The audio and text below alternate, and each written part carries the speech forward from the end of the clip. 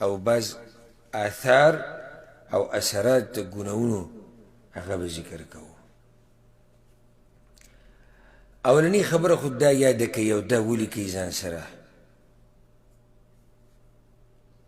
چې د ګناهونو د لاسه انسان د علم نه محرومه کیږي. د ګناهونو د لاسه انسان د علم نه محرومه کیږي.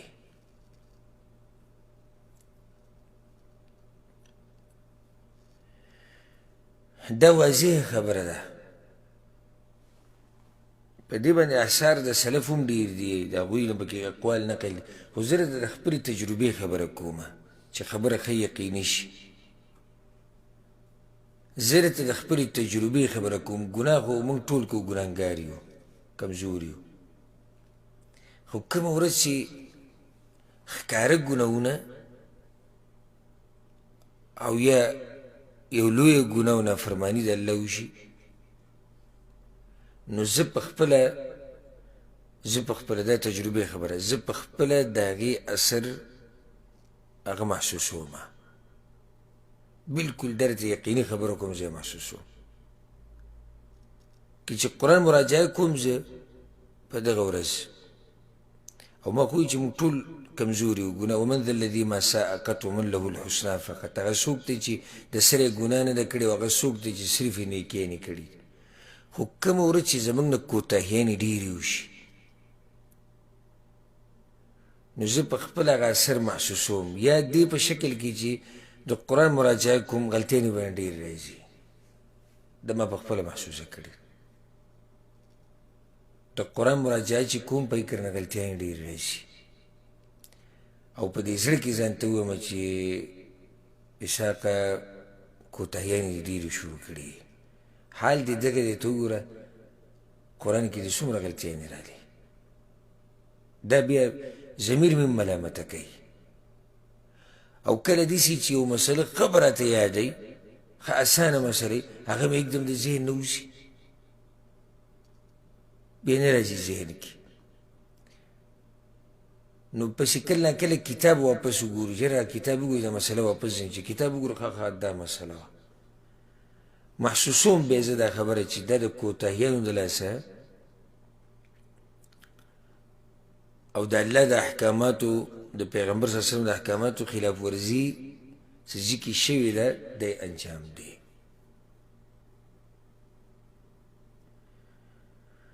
بل ما دا خبر محسوسه کړې ده چې کله انسان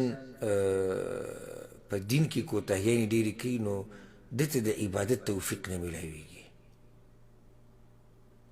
یعنې په دغه ورځ تهجدو ته راپاڅېده ګران شي. دا زه تاسو ته هغه خبرې کوم لکه ما تاسو ته وایي چې په دې باندې د سلفو ډېر اقوال دي، خو راشه داسې خبره به وکړو چې بلکل یقیني، یعنې زه درته خپل احساسات بیانوم چې په کومه ورځ دې د الله نافرماني وکړه د پیغمبر صلی الله علیه وسلم، یا د نه کوتاهیانې ډېرې شوې، تهجد ته نه شي راپاڅېدی،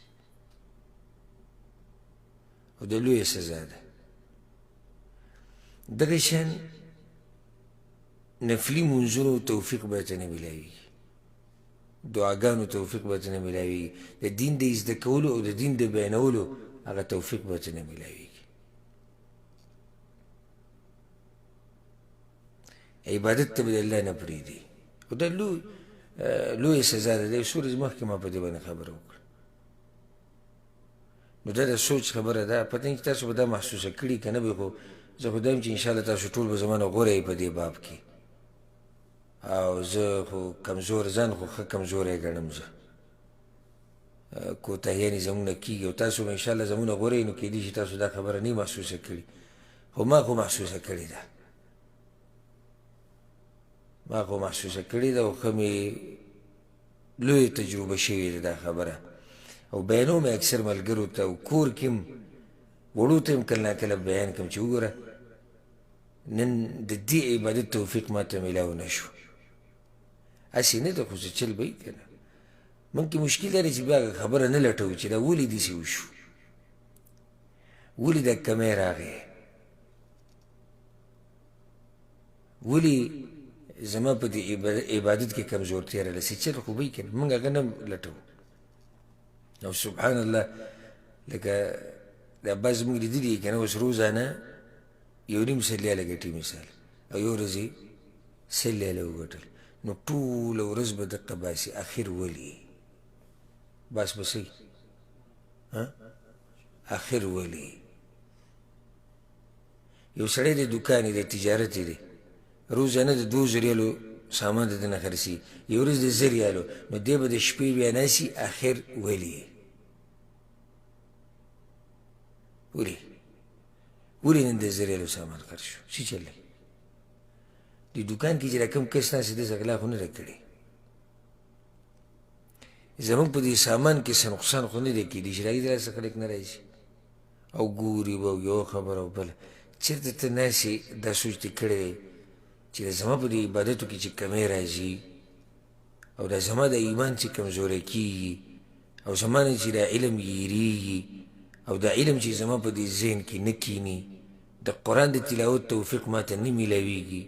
د علمي مجالسو کې د ناستې توفیق ماته نه میلاویږي د شپې د تهجد توفیق ماته نه میلاویږي اخر ولې چا چې دا سوچ کړی نه دی کړی بس تهجد دی نن مې ونه کړو خبره ختمه شو درس دی نن لا نړم علم دی زده مې نه کو بس ختم اذکار دي دعاګانې دي عبادات دي د الله راضي کول دي ومې نه کړو خبره ختم بس د دې الله نه د لرې کس چې دي بېدینه دقه خبره ده بس خبره ختمه شو چې الله ته نږدې نو هغه کینې سوچ کوي اخر ولې څه چل بله د یېرې خبره دا ده د ایمان په کته روان دی ولې دا یېره نشي کېدی چې داسې نه چې بلکل کته لاړ شي ما تاسو ته څه ووایي او دا صرف حافظ ذهبي رحمه الله دا قصه نه ده بیان کړې داسې ډېرې قصې علماو بیان کړي دي د پیغمبر صلی الله علیه وسلم خواته چې هغه نصراني راغی قصې ته معلومه ده که نه اسلام یې قبول کړو راغی یو څو ورځې وحي مو ولیکله او بیا څه شو بیا مرتد شو دی د پیغمبر سره ناست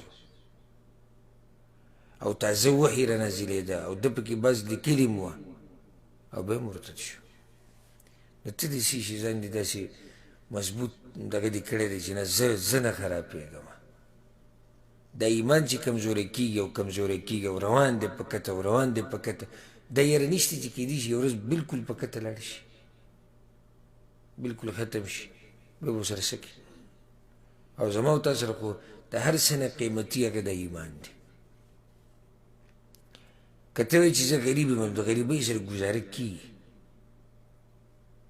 سوال به سړی په روډ کې وکړي وبه ګرځي په کورونو باندې ځان له به ډوډۍ راټوله کړي یو څو کاله دې مړ به شي غریبۍ ختمه شوه که بالفرض الله دې په تقدیر کې همیشه دپاره غربت لیکلی نو خو یو څو کاله غریبي به تېره کړي سوال به وکړي یو ځای کې بل ځای کې مڼۍ به وخوري دلته به وخوري دلته به اوبه وڅښي څه ګزاره به وکړي مړ به شي خبره به څه شي که نه تکلیف به بیا مې قبر کې غریبي وي ختمه شوه خو د دې ایمان دا مسله په دې باندې به د قیامت په ورځ فیصله کېږي د جهنم او د جنت فیصله په دې باندې کېږي نو په دې کې څوک نشي ویلی چې جي ګزاره به وکړو او جي خیر دی نه دنیوي مسلو کې به ګزاره وکړو ډېر نیکان خلک د دنیا نه تللي دي ډېر چې د هغوی سره د اغوستو دپاره برابر لباس نه و په خپله د امیر المؤمنین عمر بن خطاب رضی الله عنه باره کې دا خبره ډېره مشهوره ده د عوامو ته معلومه ده او سمه مشهوره ده چې د هغه په کپړو کې به ټانکې لګېدلې وي هغه به یې ګنډلې وي ځای په ځای چې د امیر المؤمنین په شان انسان د عمر بن خطاب په شان انسان دنیا کې دا قسمه لباس واچو نو که ما ورته څه غربت تېر کړو څه کېږي د پیغمبر صلی الله علیه وسلم د هغه نه مخکې لاړ شه یا د هغه نه شاته لاړ شه پیغمبر صلی الله علیه وسلم موږ کتاب الرقاق کې څه نه څه ویلي بوزه کې یاد هم دي که نه دي کتاب الرقاق کې امام بخاري په دې خبره باندې باب راوړی چې د پیغمبر صلی الله علیه وسلم ژوند څنګه و د صحابه کرام بیا پکې هغه حدیثونه راوړي وو چې عایشه رضی الله عنها وی میاشتې به تېرې شوې سپومۍ به راوخته بیا به د بلې میاشتې هغه راوخته او د بلې به هغه راوخته او زمونږ په کور کې به یې اور ونه لګېد دغه شان هغه حدیث چې پیغمبر صلی الله علیه وسلم د دنیا نه لاړ او چېرته په مړه خېټه ډوډۍ نه وه خوړلې نو که ما ورته لږ مسایل تیر کو په ژوند کې هېڅ خبره نه ده ها خو دې کې ګزاره نه کېږي د ایمان په مسله کې که رزق کمزوری څه خبره نه خو دا څوک نه شي ویلی چې ایمان کمزوری څه خبره نه ده دا لویه خبره ده دا لویه خبره د ایمان دا مسله خبره زمان اوږده شوه خو دا اهم نصیحت و نن سبا د حالاتو مطابق چې وروره لږ د شپې کښېنه او سوچ کوه چې آخر ولې آخر ولې د دنیا په باره کې نه خو ته سوچونه کوې په مخه آخر ولې د دین په باره کې او ما خو درته خپله خبره وکړه چې زه خو محسوسومه دا خبره کوتاهیانې چې رانه کله وشي نو زه دا خبره محسوسوم په دین کې په دیندارۍ کې او د علم په باب کې قرآن په مراجعه کې رانه ښه غلطیانې به راځي معلومه مسله د یو صحابي نوم د یو راوي نوم چې ښه مې په ذهن کې ناسي هغه رانه هېر شي او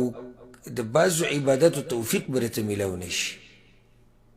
هنو په دې کې هغه مشهوره خبره ده که نه د امام شافعي د هغه په دیوان کې هم دا شتي دیوان الامام الشافعي اگر که بعضو علماو په دې باندې خبره کړې ده دا نسبت هغه ته کمزورې ده خو مشهوره د امام شافعي نه مشهوره دا دی چې دا د امام شافعي شعر دی وایي چې شکوت الى وکیع سوء حفظي فارشدني الى ترك المعاصي امام شافعي وی خپل استاذ امام وکیع ته مې شکایت وکړو د څه حافظه مې کمزوري شوې او داسې راځي د امام شافعي په سیرت کې چې ده به یو پیر پاڼه داسې وکته ته به یاده وه لکه داسې به کتو که نه داسې به روان وشي بس ختم دا بیا نه راړی داسې ګوره بیا داسې نو بیا د وخت تېرېدو سره داسې شو چې دوه پیرې به یې کته نو بیا هغه استاذ ته شکایت وکړو وی حافظه مې کمزوري شوې الله دې رحم وکړي په امام شافعي باندې راشه چې موږ ورته ویل راشي زموږ وګوره موږ په کلونو باندې یو ټکی واړو بیا رانه ویري او ته په دوه پیرې پاڼه ګوره یو پیر پاڼه ګوره یادېږي راته او بیا هم ته حافظه مې کمزوري ده استاذ ته حافظه مې کمزوري ده څه وکړم فارشدني الى ترک المعاصي د اوس امام شافعي ته وایي ګناهونه به پرېږدي موږ چې دا خبره وکړو چې یاره ګناه د هر چا نه کېږي او کله چې زموږ نه ګناه وي دی له ځان ته شیخ صاحب وایي د ده نه ګناهونه کېږي او دی له ځان ته مفتي صاحب وایي د ده نه ګناهونه کېږي ملک صاحب مخکې وایي چې ګناه خو د هر چا نه کېږي د ګناهو نه پاک څوک دي هغه انبیا دي پیغمبران دي صحابه کرامو نه ګناهونه شوي چې هغه پیغمبرانو پسې اوچت خلک دي اوس د امام شافعي دی په هغه څلورو امامانو کې یو امام یو مشهور عالم یو تقوادار انسان د تقوا غر استاذ ورته ووایي شافعي دا ګناهونه به دې پرېږدي لږ دا به لږ کم کړي اوس که موږ چېرته یو شاګرد ته داسې نصیحت وکړو راشي زموږ خواله اول خو داسې تپوسونه والا ډېر لږ دي داسې تپوسونه والا ډېر لږ دي چې دا تپوس وکړي چې یاره حافظه مې کمزوري دا مسري نه یادېږي ما ته د دې به ما ته څه طریقه ونه ښیي چې دا ما ته یادې شي دا تپوس والا ډېر لږ دي بلکې دې سره یې کم هم نشته یاده شو یاده نه شوه په تندر یې ملو ها بعضو خلکو تپوسونه کړي دي شتي خو هغه ډېر لږ دي نور عموما دا تپوس بلکې دې سره د دې ډېرو طالبانو پروا هم نشته خبره یادېږي نه یادېږي اوس خبره نه درس کې ناسته په مدرسه کې وخت تېرول غواړي او په اخره کې چې شهاده راته میلاو شي بس خبره ختمه شو اوس که شاګرد ته دا وایي چې دا ګناهونه دې پرېږده ښه ګناهونه کم که لږ نو دا شاګرد هم ګوره دا خبره بده ګڼي ځکه چې هغه ته ځان هم سم یو لوی ولي د اولیاء الله نه ښکاري. خو زه چې علم یې زده کومه ما ته زما استاد څه وایي چې ګناهونه پرېږده. امام شافعي ته د هغه استاد وایي محمده دا ګناهونه به دې لږ کم کړي. واخبرني بان العلم نور، او ما ته دا خبر وکړه چې علم څه دی؟ علم نور دی. ونور الله لا يهدى لعاصي، او نور د الله دا ګناهګارو ته نه میلاویږي. دا خبره وی کوله. بعضو خلکو ما نه دا تپوس کړی، ما په دې باندې یو بیان هم کړی و پیر، وی موږ ته دا مسلې نه یادېږي. د دې څه وجه کېدی شي؟ وجې ډېرې دي. په هغې کې د بدن کمزورتیا هم کېدی شي، د ذهن کمزورتیا هم کېدی شي. یو لویه وجه هغه دا ګناهونه دي. دا ګناهونه چې کې ته علم نشي زده کولی، دا دله زه لیکل در کومه. ته چې ګناهونه کې برکت ستا په علم کې نشتي، ته په دې علم کې ګټې مرتبې ته نشي رسېدی، دا دله زه لیکل در کومه. الله په سوره بقره کې دا خبره کړې ده، واتقوا الله ويعلمكم الله. ځان کې تقوا پیدا کړي، الله به درته در وښایي. په ځان کې تقوا پیدا کړه، تقوا ګناه پرېښودو ته وایي. نو د ټولو نه لوی اثر د ګناه هغه څه دی؟ علم نه محرومه شي.